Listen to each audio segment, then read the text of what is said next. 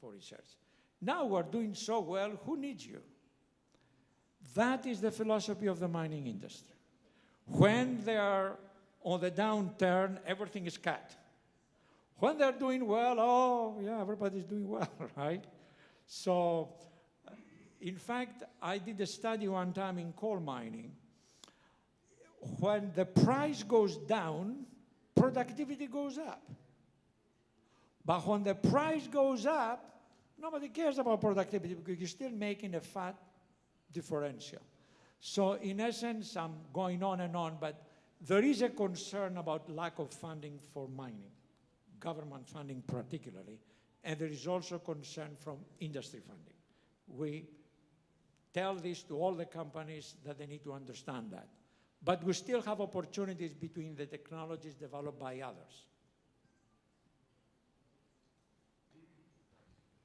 Bien, creo que nos queda tiempo para 2 preguntas más. Por favor, por acá tenemos una pregunta. Luego, el ingeniero Pariona, por favor, el micro al ingeniero Pariona y con él terminamos, ¿ok? Bien, buenas tardes.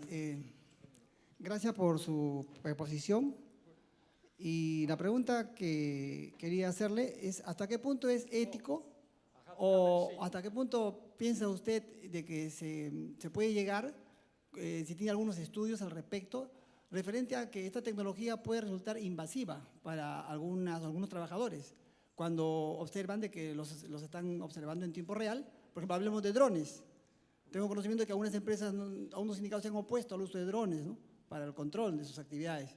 Y igualmente verlos interactuar, o sea, tener perder su privacidad hasta cierto punto. ¿Sí ha tenido estudios al respecto? Yes, let me address this. You're raising 2 important questions here. One is, because of the technology and the automation, will people be displaced? And you will have less employees. And as I mentioned in my talk, what we think is going to happen is you will have a different generation of people working in the mines, much more technical and competent oriented, and at a higher salary. But that happens throughout the ages everywhere, right? There is always less people and more productivity as technology is one thing of technology. The question you're asking is, if you have all this data, whether people will be upset. I don't think so. We already have the data. We just don't do anything with it. So what we need to do is, and I believe people will appreciate, they will embrace this, that with better data, we can better protect them. We can better protect the environment. The reason we have drones nowadays is to keep environmental monitoring of what we have. For example, we monitor in the US with drones greenhouse gas emissions, right? It's so much easier to do it.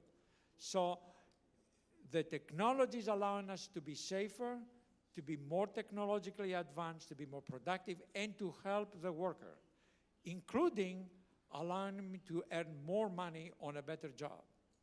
So I understand your point, but I don't think, in my view, miners will feel people are spying to see if they are sleeping or working. People, and if that's the philosophy, we need to change that. People need to be sure we tell people that what we do is to improve operations, to improve their lifestyles, to improve their safety and health. But the question always comes up when you talk about automation, oh, we'll lose our job. Well, you may have less people, but they will be higher paid people, better education. And for the local communities, by the way, what we see, the mining companies will assume greater responsibility to develop, and working with the technology groups in the various communities around the world, to develop programs for these young men to follow, which means if they cannot get a job in a mine, they can go to another high-tech industry, because the skills they have, they could work anywhere. So makes the worker a little bit more diverse in choices. Bien, entonces cerramos con el ingeniero Pariona, por favor, con su pregunta. Bueno, buenas tardes. Muy buena presentación, Michael. Felicitaciones. Yo tuve la oportunidad de visitar un proyecto de camiones autónomos en una mina en Chile. Eran como 17 camiones. Y en realidad en esa zona, más o menos como la pregunta que preguntó el compañero que me antecedió, es una mina donde no hay comunidades, ¿no? Por decir, si nos hacemos referencia a una mina que tiene más de 120 camiones y quisiéramos reemplazar estos camiones autónomos, ¿usted tiene algún caso de ese impacto? ¿O cómo se manejaría este impacto de bajar a operadores que son 4 por turno en un camión? Imagínense la cantidad. Sería un problema social, ¿no? ¿Tiene algún caso cómo se ha manejado esto? Gracias. I am sure Rio Tinto can provide that information to you. But what I would say to you is, it may be a reduction in employment, but as the quote that I show you from Rio Tinto, the fact you don't have a driver, that doesn't mean you don't have a maintenance person, a dispatcher, and somebody to control what is going on. So you don't need drivers anymore. You need other people, other occupations. And these require better training than your truck driver, better pay, and I think there will be quite attractive opportunities. Now, let's go back a little bit. Look at the mine now, the mines that you are associated with, and go 30 years back. Most probably you had a hell of a lot more people working in that mine with picks and shovels, right? Now, what happened to that? You move to other equipment, you change your workforce, you have different considerations.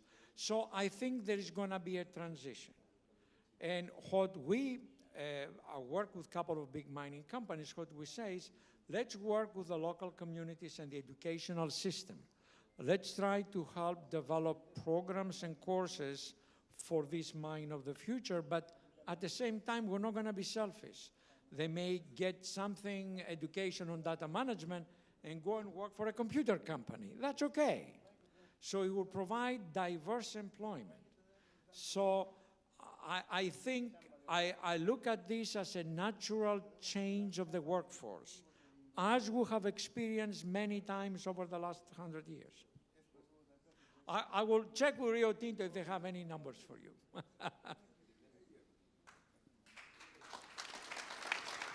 Muy bien. Se adelantaron ustedes al aplauso, eso es muy bueno, pero ya en serio todos, un fuerte aplauso para Michael por su brillante presentación. Lo despedimos, por favor, con un fuerte aplauso. Thank you, Michael. Muchas gracias. Y a ustedes, otra vez, gracias por su presencia. Descansen bien, eviten la fatiga y mañana a las 8 en punto, por favor. Muchas gracias.